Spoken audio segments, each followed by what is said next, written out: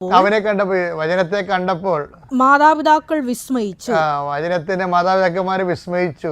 അവന്റെ അമ്മ അവനോട് പറഞ്ഞു, അവന്റെ അമ്മ വചനത്തോട് പറഞ്ഞു, വചനമാസമായവരോട് പറഞ്ഞു, മകനെ നീ ഞങ്ങളോട്, വചനമേ നീ ഞങ്ങളോട് ഇങ്ങനെ ചെയ്തതെന്ത്? ഇങ്ങനെ ഈ രീതിയിലുള്ള അനുഭവം തന്നത് എന്താണ്? അത് നമ്മൾ ചോദിക്കണല്ലേ.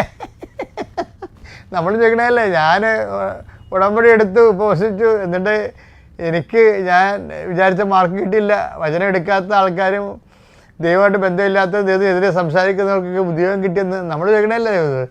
ചില കാര്യങ്ങൾ ദൈവത്തോട് നമ്മൾ ചോദിക്കേണ്ട കാര്യങ്ങളുണ്ട്. എങ്കിലും ചോദിക്കാതെ കുറേ ആൾക്കാർ ജീവിക്കുന്നുണ്ട്. ഓർക്കണം, എന്താ കാര്യം? അത് നിത്യത്തിൽ വിരിയേണ്ട വിത്താണ്.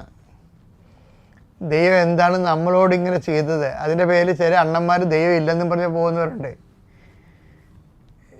ദൈവം ഇല്ലെന്ന് പറഞ്ഞേ, അതായത് നാം നമ്മൾക്ക് പ്രാർത്ഥിക്കുന്നതിന് തക്ക ഉത്തരം കിട്ടുകാതിരിക്കുകയും ഒരു പ്രാർത്ഥനയും ദൈവത്തിനെതിരെ ജീവിക്കുകയും വൃത്തികെട്ട ജീവിതം ജീവിക്കുകയും ചെയ്യുന്ന ആൾക്കാർക്ക് വലിയ ഭൗതിക ആനുകൂല്യം കിട്ടുകയും ചെയ്യുമ്പോൾ നമ്മൾ ദൈവത്തോട് ചോദിക്കും, എന്താണ് ഞങ്ങളോട് ഇങ്ങനെ ചെയ്തതെന്ന്.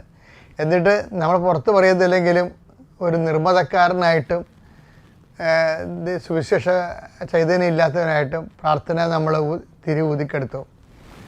നിങ്ങൾ ഊതിക്കെടുത്തില്ലെങ്കിൽ നിങ്ങൾ പ്രാർത്ഥിക്കത്തില്ല. പ്രാർത്ഥന ഊതിക്കെടുത്തതും പ്രാർത്ഥിക്കാത്തതും ഒന്ന് തന്നെയാണ്. അപ്പം അങ്ങനെ നമ്മൾ മരവിച്ച് പോകും. അപ്പോൾ നമ്മൾക്ക് വേണ്ടിയാണ് ഈ മാതാവ് ചോദിക്കുന്നത്, മകനെ ഞങ്ങളോട് നീ എന്താണ് ഇങ്ങനെ ചെയ്തത്?